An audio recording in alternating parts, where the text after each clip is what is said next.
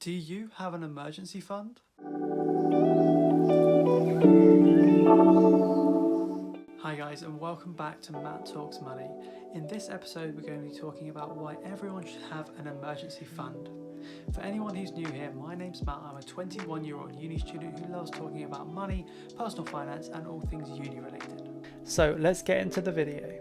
So what actually is an emergency fund? Well, simply put, it's a fund of money that you only will use in an emergency. And by this I mean a real emergency, not these new shoes have come out that I really want. No, an actual emergency, such as your boiler breaking down or your car breaking down or any kind of other emergency expense. Financial experts recommend you have about 3 to 6 months of expenses in an emergency fund. So if something drastic happens like Corona again and you lose your job and you've only got one source of income, you can live for the next 3 to 6 months off your emergency fund to cover things like rent and bills. Obviously this 3 to 6 months is kind of variable depending on how old you are, whether you're living at home with your parents, whether you've got 5 kids, all that kind of stuff, but it's just a rough estimate. So you might be thinking, Matt, why should I have an emergency fund? Well, let me go through some reasons why you and everyone should have an emergency fund. Fundamentally, you never know what's around the corner. No one 10 years ago would have predicted that in 2020 we would have had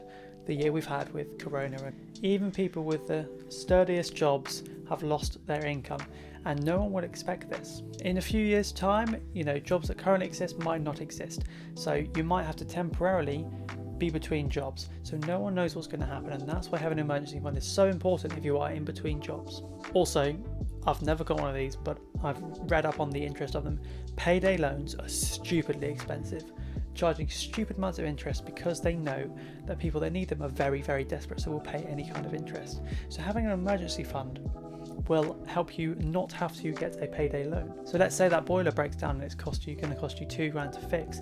Instead of going and getting a loan with 100 or 1,000% interest, you can just use your emergency fund. That's what it's there for. It's also used for if family or very, very close friends that you trust need help with something temporarily, like they just need a little bit of cash flow, or their boiler's broken down but they don't have an emergency fund, and you trust them, so you can help them with that until they get that cash back. Okay, so maybe now you've been convinced that you need an emergency fund, but how would you go about actually creating one? Well, let's go through it. If you already have some savings lying around, then your job is very easy. What you're going to do is you're going to take a chunk of those savings and put them in a separate account, and you're never going to touch that. You're not going to take that debit card out when you go shopping. You're going to leave it at home so you're not tempted to spend it. However, if you have no savings saved up, then what you're going to do is you're going to start taking 10 or 20 or 15% of every paycheck you get and putting that aside into your emergency fund. Now work out what 3 to 6 months of expenses look like for you using a budgeting method, and then once that is stored up, you put it away and you don't touch that money except in an emergency. Then after you've built that up, keep saving the 10 to 15 to 20% a month and use that to carry on building other savings pots or to start investing. There's another video you can go check out how to get started investing, but you should always be saving or investing at least 10% of your income. I know it's going to be hard, but you have to be strict and disciplined to create this emergency fund. Your later self will thank you if your car breaks down or you need £2,000 to repair it. And finally, once you've created this pot, let's say it's £2,000 or £3,000, where are you going to actually store it?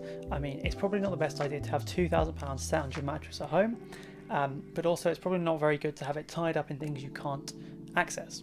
So what you realistically want is an easy access place for your money. The easiest access is in a savings account or a current account that you can access anytime without any fee. For example, I have a Virgin Money Plus account which gets me just over 2% interest for values up to £1,000. So that is part of my emergency fund.